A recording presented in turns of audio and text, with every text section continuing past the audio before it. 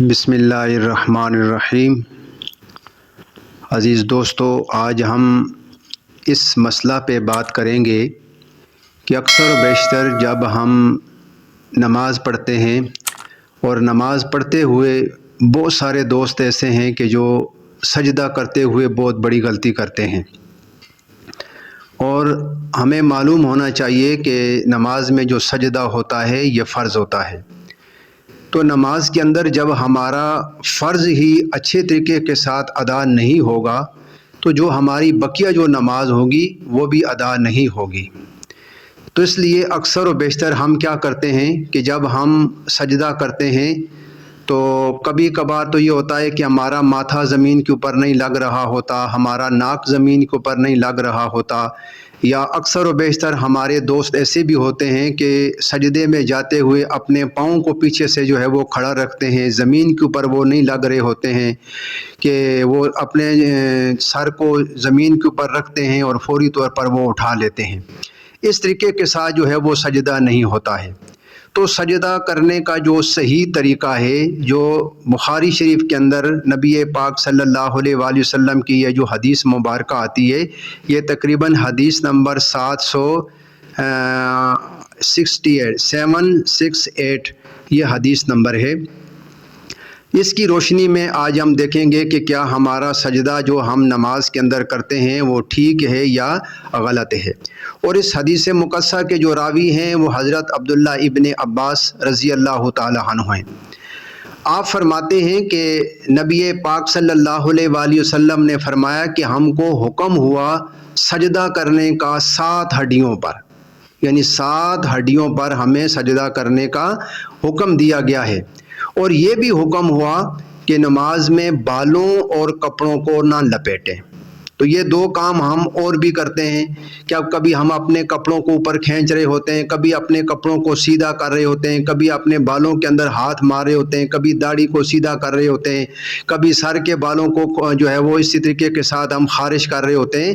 تو ان 2 کاموں سے بھی اس حدیث مقدسہ کے اندر منع کیا گیا ہے۔ تو اب جو سجدہ کرنے کے بارے میں عرض کر رہا تھا کہ 7 ہڈیاں کون سی ہیں کہ جن کے اوپر جو ہے وہ ہمیں سجدہ کرنا چاہیے۔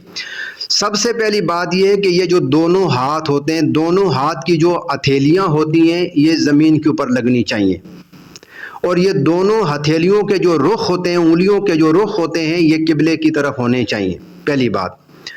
دوسری بات یہ کہ ہمارے دونوں گھٹنے جو ہیں یہ زمین کے اوپر لگنے چاہیے۔ یہ 4 ہڈیاں ہو گئیں۔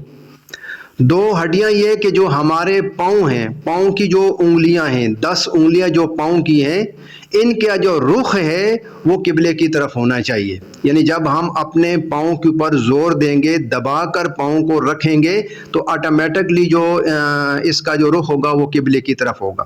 یعنی کم از کم بھی جو ہے وہ انسان کی 4-5 انگلیوں کا جو ہے وہ رخ تو قبلے کی طرف ہونا چاہیے۔ یا جب ہم اپنے پاؤں کو دبا کر زمین کے اوپر رکھیں گے تو یہ بھی جو ہے وہ کافی ہو جائے گا۔ یہ 6 ہڈیاں ہو گئیں۔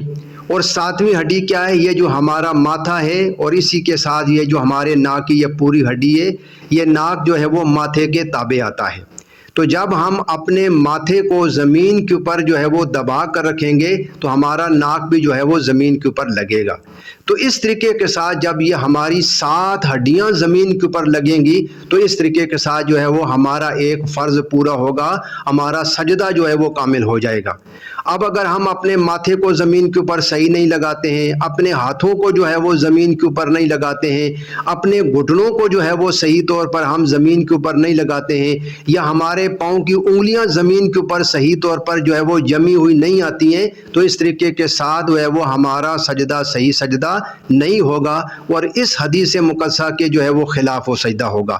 تو ظاہر ہے کہ جو عبادت اللہ اور اللہ کے رسول کے حکم کے خلاف ہوگی، بے شک وہ کتنی لمبی عبادت کیوں نہ ہو، بے شک وہ کتنا لمبے سجود کیوں نہ ہو، اللہ ہرگز ایسی عبادت کو قبول نہیں کرتا ہے۔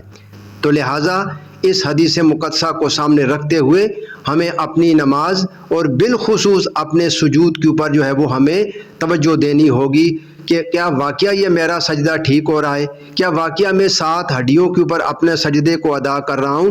اگر اس حدیث مقدسہ کے مطابق میرے ہاتھ کی ہتھیلیاں بھی زمین کے اوپر لگی ہوئی ہیں، میرے دونوں گھٹنے بھی زمین کے اوپر لگے ہوئے ہیں، میرے دونوں پاؤں بھی زمین کے ساتھ جمے ہوئے ہیں، میرا ماتھا اور میرا ناک بھی زمین کے اوپر لگا ہوا ہے، اور اس صورت میں سبحان ربی الاعلیٰ پڑھتا ہوں تو یہ میرا سجدہ ادا ہو جائے گا۔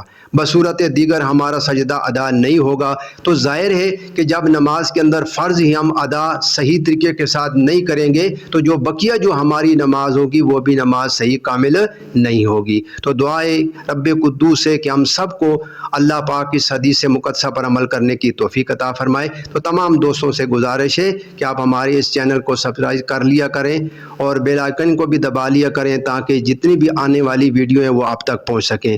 اس ویڈیو کو اگر پسند آئے تو لائک بھی کیا کریں اور اپنے دوستوں کے ساتھ اس کو شیئر بھی کیا کریں تاکہ دین اسلام کا یہ پیغام تمام لوگوں تک جو ہے وہ پہنچ سکے، تاکہ وہ بھی جب عمل کریں گے تو ان کا ثواب بھی جو ہے وہ ہمیں اللہ پاک عطا فرمائے گا۔ تو دعا ہے کہ رب قدوس ہم سب کو ان باتوں کے اوپر عمل کرنے کی توفیق عطا فرمائے۔